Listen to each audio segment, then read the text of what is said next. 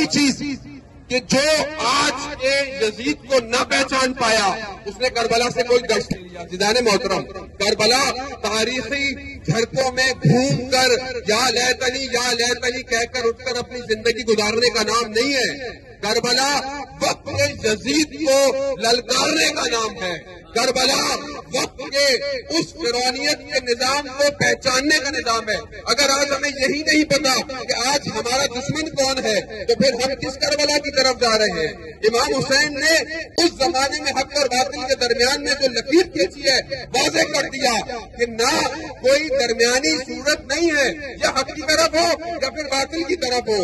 آج ہمیں پہچاننا پڑے گا کہ وقت کا یزید کون ہے، اس کے فتنے کیا ہیں، اس کی سازشیں کیا ہیں، اور اس نظام کو پہچاننا پڑے گا جو آپ کے ان قدموں کی ضمانت دے رہا ہے.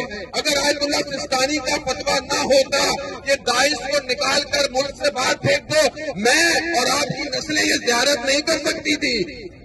آج دنیا مجتہدین کے نظام کے خلاف کھڑی ہوئی ہے. بڑے آرام سے لوگ ممبروں پہ جا کر مجتہدین کو، ان شہداء کو جن کی تصویریں لگی ہیں، ان کے خون کے قطرے ہمارے قدموں کی ضمانت ہے، جنہوں نے ان حرموں کو بچایا ہوا ہے. ہم نے کون سی تکلیفیں برداشت کی؟ ہم کون سا سیریا چلے گئے؟ ہم کون سا حرم پر؟ آج کتنے یتیم بچے انہی کے ہیں. عزیزان محترم، یہ اصل کربلا ہے.